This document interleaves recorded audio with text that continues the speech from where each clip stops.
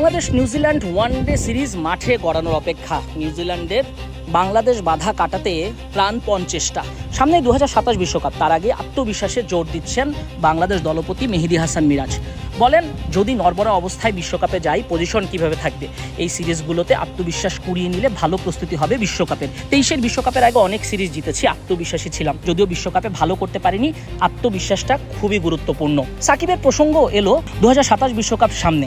সাকিবকে নিয়ে মিরাজের ভাবনা কি? মিরাজ বললেন, পেশাদার ক্রিকেটার হিসেবে আমাদের ড্রেসিং রুমে ওরকম ইম্প্যাক্ট পড়ে না, সাকিব ভাই নেই, এটা বোর্ডের সিদ্ধান্ত। যেহেতু তিনি খেলছেন, সবাই জানি তার ইস্যু নিয়ে। বাংলাদেশের ব্যাটসম্যানরা ভালো করলে তবেই তো প্রতিপক্ষ ভয় পাবে। অধিনায়ক হিসাবে মিরাজের চাওয়া, ব্যাটাররা যাতে অনেক রান করুক, পেসাররা যাতে বেশি বেশি ফাইফার নিক। নিউজিল্যান্ড দ্বিতীয় সারির দল নিয়ে এসেছে, এটা মানতে নারাজ মেহেদী হাসান মিরাজ। বলেন, ছোট করে দেখার কিছু নেই, পেশাদার ক্রিকেটার হিসেবে প্রতিটা ম্যাচ অনেক গুরুত্বপূর্ণ। আমরা চেষ্টা করব ফলাফল বের করে আনার, সর্বোচ্চ দিয়ে চেষ্টা করব। সিরিজ জিততে পারলে অনেক বড় অর্জন হবে। র্যাঙ্কিংয়ের একটা বিষয় আছে, সিরিজটা আমাদের জন্য খুব গুরুত্বপূর্ণ। গেল 2 সিরিজ বাংলাদেশ দল টানা জিতেছে, ওয়েস্ট ইন্ডিজ এবং পাকিস্তানের বিপক্ষে। নিউজিল্যান্ডের বিপক্ষেও জেতার সুযোগটা হাতছাড়া করতে চান না বাংলাদেশ ক্যাপ্টেন। খেলা শুরু হবে দিনের বেলা 11টায়। বাংলাদেশ দলও এমন অভিজ্ঞতার সম্মুখীন হচ্ছে। ক্রিকেট বোর্ড তো বিদ্যুৎ সাশ্রয়ের জন্য এমন সিদ্ধান্ত নিয়েছে, তবে এই সিদ্ধান্তের প্রভাব পড়বে না বলেই মিরাজের অভিমত।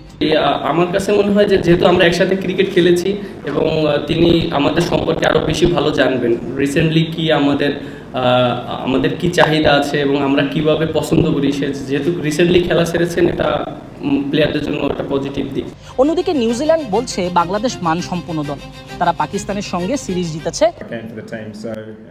দেখুন, আমরা জানি এই কন্ডিশনে বাংলাদেশ কতটা অভিজ্ঞতা সম্পন্ন এক দল। তাদের তাসকিন, মুস্তাফিজ, সম্প্রতি নাহিদ রানা ভালো করছে। বাংলাদেশের কন্ডিশনে বাংলাদেশ অনেক কঠিন দল বলছেন টম লাথাম। আরও বললেন, তার দলটা অনভিজ্ঞ, তবে প্রত্যেকেই ভালো করার জন্য মুখিয়ে আছে। বাংলাদেশকে কোয়ালিটি সম্পন্ন দল হিসেবে আখ্যা দেন এ সময় লাথাম। বাংলাদেশের পেস অ্যাটাকে নাহিদ রানা, মুস্তাফিজ, তাসকিনরা অনেক চ্যালেঞ্জিং, তবে সিরিজ জয়ের জন্যই এসেছে নিউজিল্যান্ড। মনে রাখা ভালো, নিউজিল্যান্ড উপমহাদেশে খুব ভালো করছে সাম্প্রতিক সময়ে। গেল 4 সিরিজের মধ্যে পাকিস্তান আর সর্বশেষ ভারতকে তারা হারিয়ে এসেছে। গেল বছরের এপ্রিল থেকে তারা কোনো সিরিজ হারেনি। অন্যদিকে বাংলাদেশও পরপর 2 সিরিজ জিতেছে। সব মিলিয়ে একটা হাড্ডাহাড্ডি লড়াইয়ের আভাস 2 ক্যাপ্টেনের। বাংলাদেশ দল কেমন একাদশ গড়বে সেটার একটা ধারণা পাওয়া গেছে। ধারণা করা হচ্ছে মুস্তাফিজের সঙ্গে থাকবেন পেস অ্যাটাকে নাহিদ রানা। অন্যদিকে নিউজিল্যান্ডও কোয়ালিটি বোলারদের নিয়েই মাঠে নামবে। ভারতের বিপক্ষে যারা ভালো করেছেন তাদের অগ্রাধিকার দেওয়া হবে। বাংলাদেশকে তারা ছেড়ে কথা বলবে না। সাইফ হাসান, সৌম্য সরকার, তানজিদ তামিম যারাই সুযোগ পাবে ভালো করার চেষ্টা করবে। কাউকে 1-2 ম্যাচ খেলিয়ে বিচার করা হবে না।